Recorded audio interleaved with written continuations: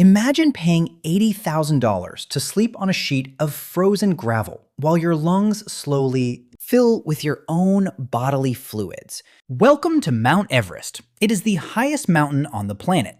It is also the world's most expensive outdoor daycare center for wealthy Westerners experiencing a midlife crisis. You are a Sherpa guide. Your actual job description is mountain safety expert. Your functional job description is making sure rich lowlanders do not accidentally walk off a vertical cliff while trying to find a cellular signal. Every spring, hundreds of wealthy tourists land at the airport in Kathmandu with pristine gear and severe identity crises. They think they are on a profound spiritual journey of self-discovery. They think the mountain cares about their corporate redemption arc or their recent messy divorce. You just want to finish your shift, collect your paycheck, and go home to your family. The journey starts long before you even see the actual mountain peak. The clients arrive at the tiny mountain airport in Lukla. The Lukla airport has a runway that is incredibly short, severely steep, and ends in a solid rock wall. It is basically a giant amusement park ride designed by an engineer who actively hates human beings.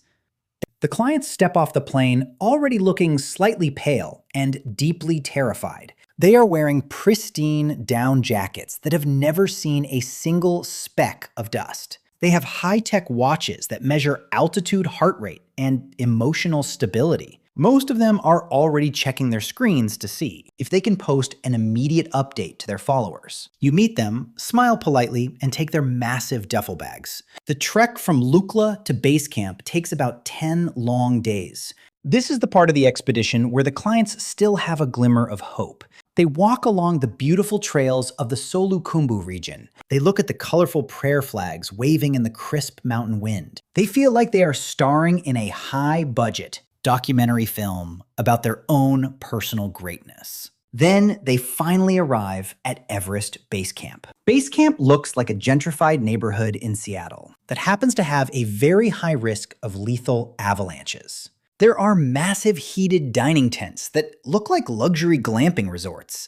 There are espresso machines running constantly on noisy diesel generators. There are internet routers taped to rocks so people can check their stock portfolios. There are influencers trying to film a viral TikTok, dance while hooked up to a medical-grade oxygen tank. The contrast is absolutely spectacular. A client named Chad will sit in a heated lounge chair. Chad is a hedge fund manager from Connecticut who treats everyone around him like a personal assistant. Chad talks loudly into his satellite phone about conquering his inner demons and finding his true limits. You look at Chad and wonder if he knows how to use a zipper when his fingers are frozen completely solid. Most clients spend their first week at base camp vomiting behind a boulder. Their bodies are finally realizing that sea level was an absolute luxury they took for granted. They sit in the dining tent, holding their throbbing heads. They complain that the local soup is a bit too salty for their diet. They ask you if the constant blinding migraine is part of the experience. You tell them it is just their brain cells gently packing their bags and leaving. They do not laugh at your joke. They cannot laugh because laughing requires a functional lung capacity, and oxygen is a very premium currency up here on the glacier. You spend your afternoon packing gear into massive canvas loads. You are carrying 60 pounds of luxury snacks, extra fuel cylinders, and Chad's special silk thermal underwear. Chad is carrying a small camera and a massive amount of unearned confidence. The mountain does not care about Chad's impressive real estate portfolio. The mountain does not care that Chad is a senior managing partner at his prestigious firm. Up here, nature treats everyone with the exact same level of freezing, brutal indifference. You check the weather forecasts on your computer screen. The jet stream wind on the summit is currently blowing at 90 miles per hour. That is fast enough to turn a grown human being into a literal kite. But Chad wants to know if the camp chef can make gluten-free pancakes tomorrow morning. You smile and say yes because Chad's bank wire has already cleared. But before we can get these human ice cubes to the top, we have to look at why their lungs are currently betraying them. The main difference between you and the clients is that your ancestors spent thousands of years adapting to thin air. The client's ancestors spent thousands of years adapting to central heating and comfortable ergonomic office chairs. Scientifically, your body has a biological cheat code that no amount of expensive corporate sponsorship can buy. In 2017, a team of British scientists did a massive study on Sherpa physiology. They published their incredible findings in the Proceedings of the National Academy of Sciences. They discovered that your mitochondria are vastly more efficient than a Westerner's mitochondria. Your cells can turn a microscopic amount of oxygen into raw, cellular energy without burning through excess body fat. It is like running a high-end sports car on standard regular fuel, while everyone else's engine is stalling out.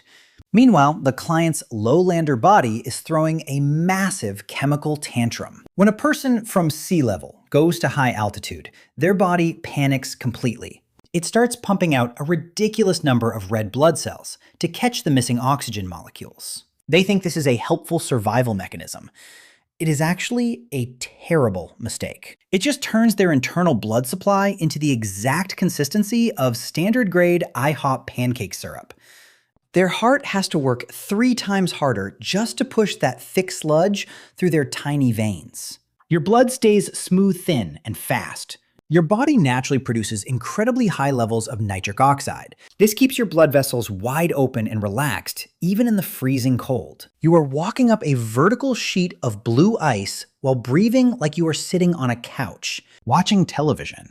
Chad is sitting on a rock 10 feet away, breathing like a stranded whale that just realized it left. The garage door open. He looks at you with absolute resentment through his expensive polarized goggles. He has spent $5,000 on a custom-fitted down suit from a premium mountain brand. You are wearing an old jacket you got for free from a previous client who gave up at Camp 2 because he missed his wife. Genetics is a brutal, unfeeling lottery. Your ancestors won the high-altitude lottery ticket. Chad's ancestors won the ticket that lets him eat dairy products without immediately bloating. But up here, dairy tolerance does not save your life. Metabolic efficiency does. Clients try to compensate for their biology by doing months of intense training before they arrive in Nepal. They run on treadmills while wearing restrictive altitude simulation masks. They hire expensive personal trainers to make them carry sandbags up stadium stairs. They think this makes them mentally and physically tough. But you cannot train your mitochondria to rewrite their own DNA in a suburban gym in New Jersey.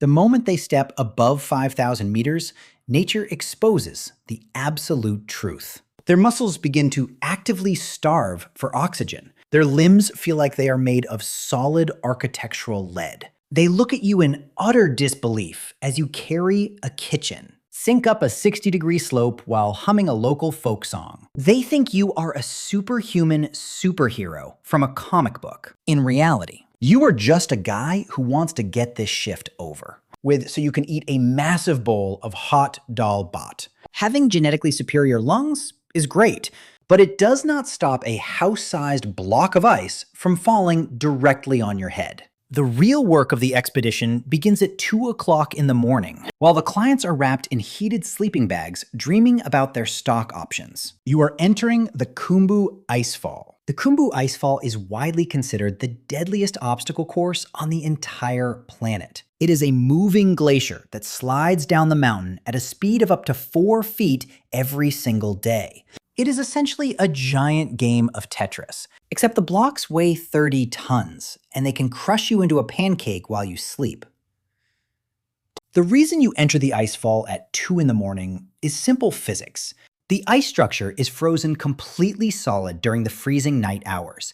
When the warm sun hits the glacier later in the morning, the entire structure begins to melt, shift, and turn into an active demolition zone. Your job as a Sherpa is to go out into that terrifying darkness first. You carry heavy coils of climbing rope on your bleeding shoulders. You carry heavy aluminum ladders that clank together loudly with every step you take. You have to find a viable path across bottomless blue crevasses that could easily swallow a city bus without leaving a trace. Imagine crossing a dark abyss on a literal Home Depot ladder while wearing spike-soled boots and carrying 60 pounds of someone else's gear. If you look down between the aluminum rungs, you see nothing but endless black vacancy. If your foot slips even an inch, you become a permanent feature of the mountain's interior design. You set the safety ropes.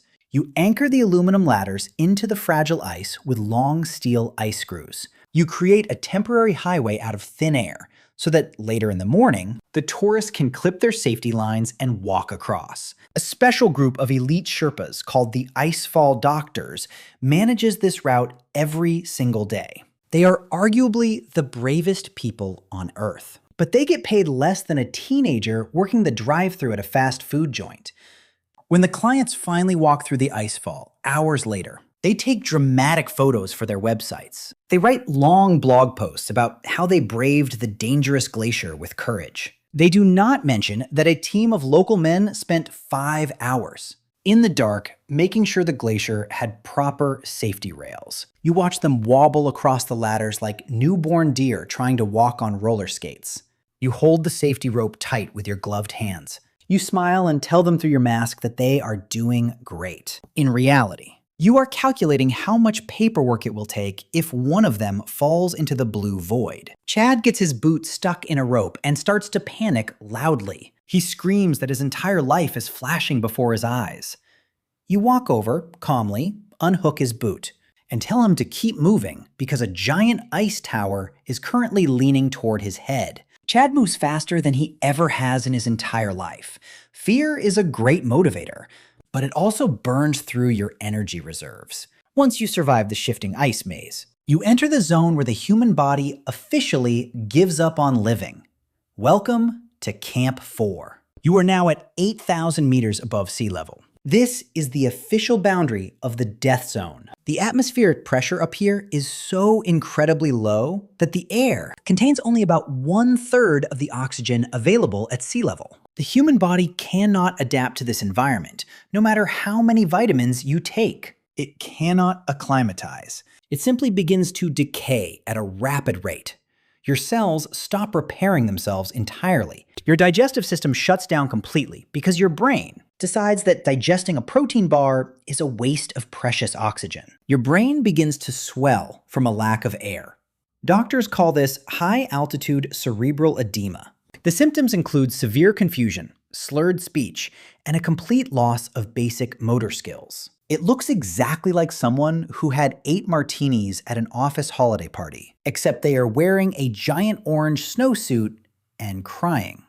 This is where your job changes from mountain guide to high-altitude adult babysitter. You have to check the client's oxygen regulators constantly to make sure they are actually breathing. A client will look at you with glazed, unseeing eyes and try to eat their own snow goggles. You have to gently take the goggles out of their mouth and remind them how to use a straw. Some clients develop what doctors call summit fever. It is a dangerous psychological condition where the brain becomes so obsessed with reaching the top that it loses all capacity for basic survival logic. A client will see that their oxygen tank is completely empty. They will see that a massive black storm is rolling in from the horizon. They will look at you and say they want to keep going because they promised their LinkedIn network an inspiring post about leadership.